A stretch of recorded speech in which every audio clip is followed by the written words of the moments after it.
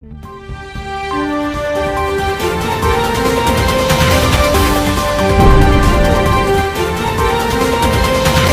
बटला गोटाली मोहम्मद पंवर डेरावासी नूर मोहम्मद पंवर अवामी press club टंडबाऊ में हंगामी प्रेस कॉन्फ्रेंस कंदे इल्जाम आयो है संसदाल जुलैका वालिद मोहम्मद हसन पंवर के नाले मौजूद कुल 22 एकड़ ज़रई ज़मीन जेका यूसी डाडा तालका टंडबाऊ में है जिनजा कागजात इन वट मौजूद आहिनि जंहिंजा खाता रेवेन्यू खाते जे तपेदारन मुबैना तौर तब्दील करे बियन मानुन जे नाले दाखिल कराया आहिनि। नूर मोहम्मद पंवर जो चवण है तिन रेवेन्यू खाते जे कुछ अमलदारन खिलाफ जांच लाए दरखास्तों ॾिनियूं आहिनि पर केस अञा ताईं इंसाफ फ़राहम नाहे कयो वियो। संदसि चवण मूजिबि खेसि केस तां हथ खणण लाइ धमकियूं ॾिनियूं पियूं वञनि। तपेदार अब्दुल्ला सुमरो ऐं बाअसर धुरिन पारां घर खाली करण जूं पिण धमकियूं ॾिनियूं वयूं आहिनि। मुतासिर शख़्स मुतालबो कयो आहे त संदसि ज़रई ज़मीन सां लाॻापियल मुबैना जाली खाता रद्द करे ज़िम्मेवारनि खिलाफ कानून मूजिबि कार्रवाई कई वञे ऐं खेसि इंसाफ फ़राहम कयो वञे। वाज़े रहे त प्रेस कॉन्फ्रेंस दौरान लॻायल इल्ज़ाम नूर मोहम्मद पंवर जा ज़ाती दावाऊं आहिनि जॾहिं त लाॻापियल अमलदारनि या ॿियनि धुरनि जो मौक़िफ़ अञा ताईं असां वटि साम्हूं नाहे आयो। वधीक ख़बरुनि ऐं ताज़ा अपडेटनि लाइ social media centre Sindh news HD खे यूट्यूब ते सब्सक्राइब कयो, फेसबुक ते फॉलो कयो। वीडियो पसंदि अचे त लाइक ऐं शेयर करणु न विसारिजो।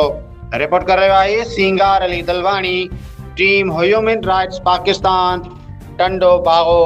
खाली खत होते हैं। अच्छा। अभी देखा है 254 है 254 में उनमें असांजा घुस है। जी। वो भले तवा सरजमीन हिने दिसो वेरीफाई करियो तवा ये असांजा असांजा घुस है के कदी नहीं है। ही न क्लीम आए न सचो न आए। जेको अभी में 81 का वठी जेको तो क्लीम पूरो है को जेकने एड़ो वडो आदमी कही सके तो के क्लीम सचो है तो जेको क्लीम सचो है रहे। अच्छा जरे इने खातो तब्दील कयो तो अखबार में स्टार वगैरह हलायो तमागो ॾिठो असा कुछ कोन न जने असा अखबार में कोन आयो ना असा के बुधायो जने अपना सुमरो कोटा में समेत कार में खणी नकुल खणी असा को तो बाबा ये जमीन माजर नहीं है आई तवा इंसाफ करियो या तवा इन पैसा दियो या तवा सरजमीन खाली करियो। तो असा जो असा कोन करना दी असा बिंदा दी अते करना दी असा कागजात है हर शय इन कार शय कोने ये तो खणी आए अपना सुमरो खणी आए जने असा जी अपने आप ही नया दी असा ऑफिस में मुके ठका भी ठेला भी बाहर करन लगे।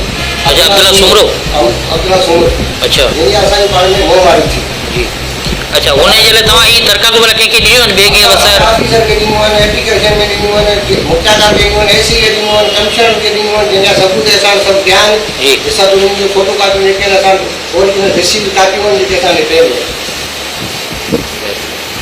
नूर मोहम्मद पंवर गोठ वेठल अली मोहम्मद पंवर जे खारी खबर लो जंहिंमें हीअ असांजूं ज़मीनूं आहिनि 16 किस्तूं पितलूं आहिनि ऐं गवर्नमेंट जा ऐलान बिन ऑर्डर आहिनि ऐं FRM आहिनि असां वटि जेके हे विकिणी ऐं कूड़ा सर्टिफिकेट नकुल कढी असांखे घर ते अब्दुल्ला सुमरो मुख्तागार टंडबाऊ रवीना ऐं तपेदार इहे गॾिजी ऐं मुख्तागार गॾिजी असांखे बेदर कनि पिया ऐं जेको चवंदा हीअ माजरन जूं कराची जूं मञियूं आहिनि माजरन जा क्लीम आहिनि क्लीम जेकॾहिं चवनि था त 81 खां वठी कूड़ो आहे त पोइ हीअ असां सां कहिड़ो ज़ुल्म कयो वियो आहे। जेके बि कागज़ आहिनि असां वटि सबूत आहिनि हे सोती खाता ठाहे ऐं इन मंज़िल ते पुॻाइण जी असां कहिड़ो ॾोह कयो जंहिंमें हिकिड़ो अली नवाज़ पंजाबी आहे डिग्री जो ऐं हिकिड़ो अली ॾिनो पंवर आहे हिकिड़ो ख़ालिद ॾिनो ख़ासि केली आहे जेके असांखे धमकियूं ॾेई रहिया आहिनि ऐं टोटल माण्हू असांखे धमकियूं ॾेई रहिया आहिनि ऐं असां वटि अब्दुल्ला सुमरो पाण कार काए ॻोठ ते पहुतो इहे ज़मीनूं महाजरनि जूं आहिनि क्लीम आहे जेको फिलहाल माण्हू नवाज़ वरिती आहे तव्हां सां ॾेती लेती करियो या तव्हां घर खाली करियो।